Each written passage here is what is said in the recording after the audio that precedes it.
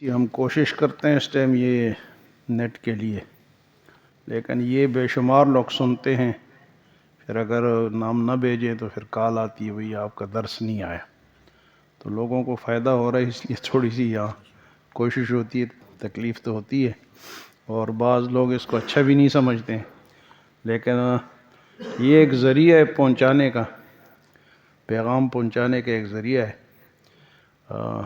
ان کو بتایا تھا کہ حافظ آباد سے، بلوچستان سے، انگلینڈ سے یہ آتے جی آپ کا درس نہیں پہنچا، تو اس لیے تھوڑی سی یہ کوشش اس لیے کرتے ہیں۔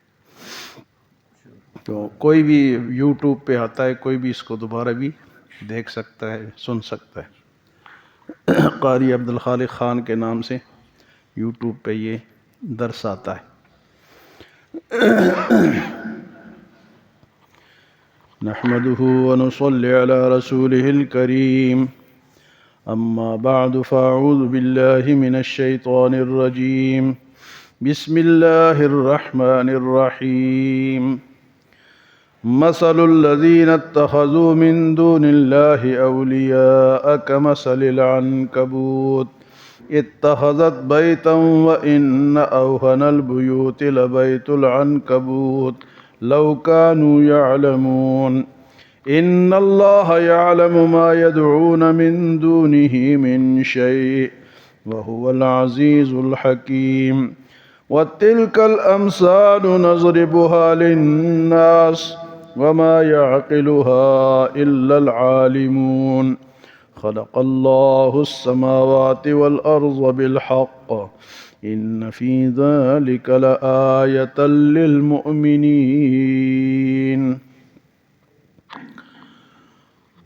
جو لوگ قرآن سے منسلک ہوتے ہیں، قرآن کو پڑھتے ہیں، ترجمہ پڑھتے ہیں، درس سنتے ہیں، کوشش کرتے ہیں، ان کی دنیا کے اعمال جو ہوتے ہیں وہ بھی شریعت کے قریب ہوتے ہیں۔ مکمل شریعت پہ تو مشکل ہے، لیکن شریعت کے مطابق ہوتے ہیں، اور انشاءاللہ آخرت میں بھی اس کا فائدہ ملے گا۔ تو قرآن ہی ہدایت کا ذریعہ ہے۔ تو کل کے درس میں یہ مثال اللہ پاک نے بیان فرمائی کہ مکھڑی کی مثال، جس سورت کا نام بھی سورۃ العنکبوت ہے، اور عنکبوت مکھڑی کو کہتے ہیں۔ تو فرمایا کہ مثل الذین اتخذوا من دون اللہ اولیاء کمثل العنکبوت، جو اللہ کو چھوڑ کے غیروں کو پکارتے ہیں ان کی مثال مکھڑی جیسی ہے۔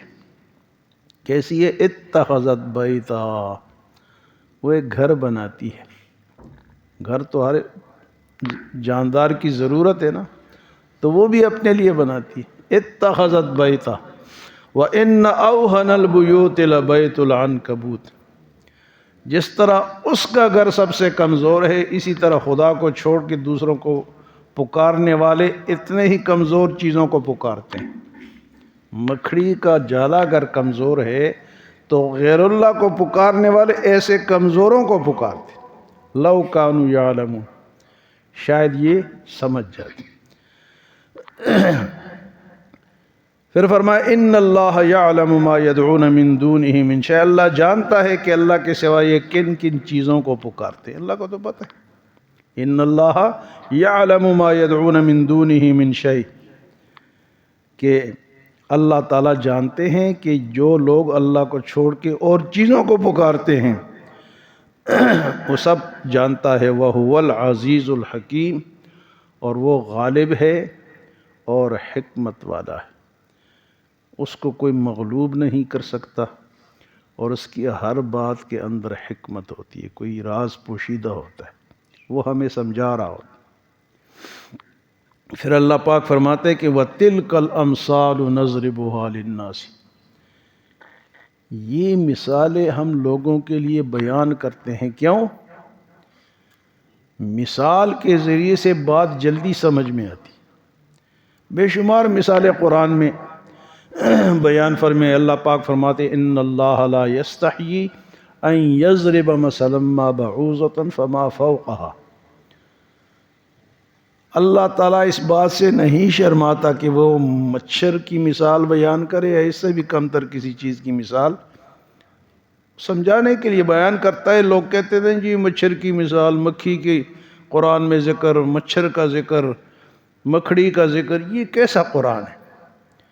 تو اللہ پاک فرمائے ان اللہ لا یستحی ان یضرب مثلا ما بعوضۃ فما فوقها فاما الذین آمنوا فیعلمون انہ الحق من ربهم واما الذین کفروا فیقولون ماذا اراد اللہ بہذا مثلا۔ جو ایمان والے وہ کہتے ہیں اللہ نے حق بیان کیا ہے، اور جو منافق ہیں، جو کفر والے وہ کہتے ہیں یہ مثالیں کیوں بیان کی جاتی ہیں۔ اللہ پاک نے یہاں مکھڑی کی مثال بیان کی ہے، سورۃ الحج میں پیچھے گزر چکا ہے، وہاں مکھی کی مثال ہے۔ فرمایا یا ایھا الناس ضرب مثل فاستمعوا له، اے لوگو تمہارے لیے ایک مثال بیان کی جاتی ہے، غور سے سنو۔ یا ایھا الناس ضرب مثل فاستمعوا له، اس مثال کو سنو، غور سے کان لگا کے سنو۔ ان الذین تدعون من دون اللہ لن یخلقوا ذبابا، جو اللہ کو چھوڑ کے غیر اللہ کو پکارتے وہ غیر اللہ جو ہیں وہ ایک مکھی بھی نہیں بنا سکتے۔ فرمایا مکھی بنانا تو درکنار، وَإِن يَسْلُبْهُمُ الذُّبَابُ شَيْئًا لَا يَسْتَنْقِذُوهُ مِنْهُ، اگر مکھی کوئی چیز لے کے بھاگ جائے اس سے وہ بھی واپس نہیں لے سکتے۔ لے سکتے ہیں جی مٹھائی، آم، یہ چیزیں جو ہم کھاتے ہیں تو آ کے اپنا حصہ لے کے بھاگ جاتی، بڑی ہم یوں یوں کرتے ہیں لیکن وہ اپنا وہ لے کے۔ فرمائے مکھی بھی نہیں بنا سکتے اللہ کے سوا جن کو تم پکارتے ہو۔ مکھی کو چھوڑو، مکھی وَإِن يَسْلُبْهُمُ الذُّبَابُ شَيْئًا، اگر مکھی کوئی چیز لے کے بھاگ جائے لا يستنقذوه منه، وہ اس سے واپس نہیں لے۔ ضعف الطالب والمطلوب، پکارنے والا بھی کمزور ہے اور جس کو پکارا جا رہا ہے وہ بھی کمزور ہے۔ اللہ کے سوا جس کو پکارا ہے وہ بھی کمزور ہے۔ کمزوروں کو کیوں پکارتے ہو، طاقتور کو کیوں نہیں پکارتے؟ تو یہاں بھی اللہ نے مکھڑی کی مثال بیان، چیونٹی کی مثال اللہ پاک نے بیان فرمائی، مکھی کی جو شہد کی مکھی ہے پوری صورت اس کے نام پہ ہے، چیونٹی کے نام پہ پوری صورت ہے۔ تو یہ مثالیں اللہ انسانوں کو سمجھانے کے لیے بیان، لیکن یہاں فرمایا کہ یہ مثالیں میں بیان کرتا ہوں لوگوں کے لیے، وَمَا يَعْقِلُهَا إِلَّا الْعَالِمُونَ، اس کو تو سمجھتے نہیں مگر عالم لوگ، جس کو علم ہے وہی سمجھے گا۔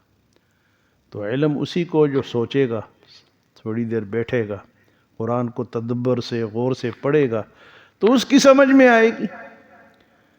ہر بندہ اگر اس کو باقاعدہ سمجھنے کی کوشش نہیں کرتا تو اللہ زبردستی نہیں کرتا۔ سمجھنے کے لیے کچھ وقت دینا پڑتا ہے، سننا پڑتا ہے، بیٹھنا پڑتا ہے۔ تو یہ علماء کہتے ہیں کہ وما يعقلها الا العالمون، ان مثالوں کو کون سمجھتا ہے؟ عالم سمجھتا ہے۔ تو ایک عالم تھے، ان کو جب کوئی مثال سمجھ نہیں آتی تھی تو وہ روتے تھے کہ میرے علم میں کمی ہے، وہ روتے تھے۔ ہم کبھی روئے مثال نہ سمجھ گئے، وہ روتے تھے۔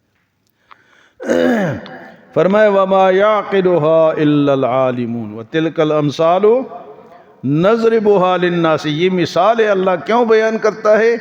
لوگوں کے لیے تاکہ وہ سمجھے، لیکن فرمائے اس کو سمجھتے کون ہیں؟ وما يعقلها الا العالمون، اس کو عالمی سمجھتے ہیں۔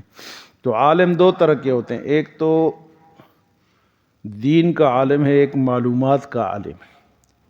آپ کیسٹ لگا دو نا، یا نیٹ پہ کوئی معلومات کوئی بول رہا ہو، ایسی معلومات دے گا کہ آپ کہیں گے یار کہاں سے دے رہا ہے، اتنا ماہر ہے، لیکن وہ صرف دنیا کی معلومات دے گا، آخرت کی نہیں دے گا۔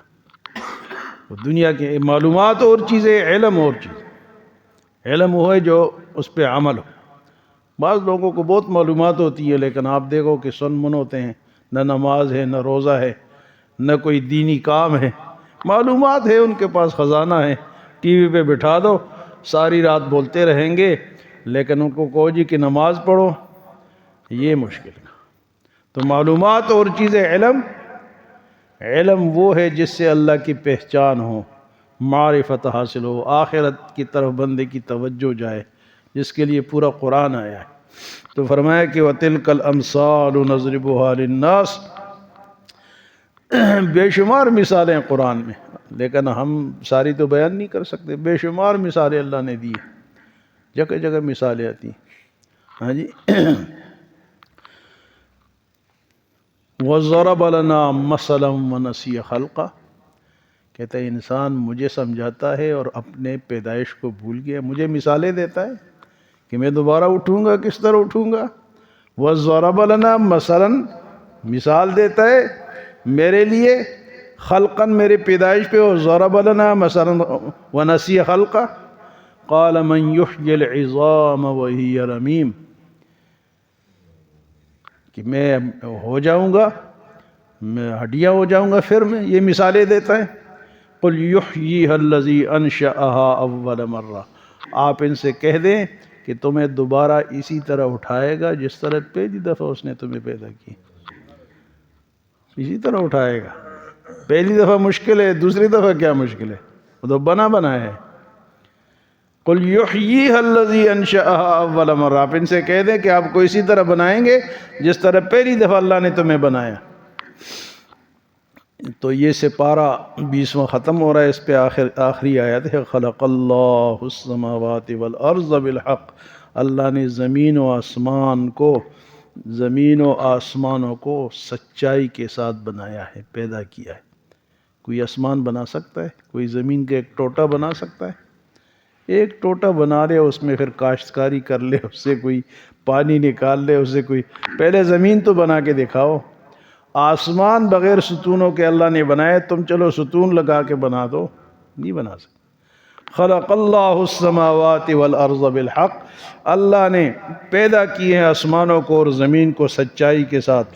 ان فی ذلک لآیۃ للمؤمنین، ایمان والوں کے لیے اس میں نشانیاں ہیں۔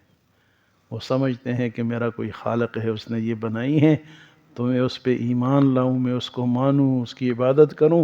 ایمان والے اس پیدائش سے کیا کرتے ہیں؟ غور و فکر کر کے اپنے رب کو پہچانتے ہیں۔ ان فی ذالک لآیۃ للمؤمنین، اللہ ہمیں عمل اور سمجھ کی توفیق عطا فرمائے۔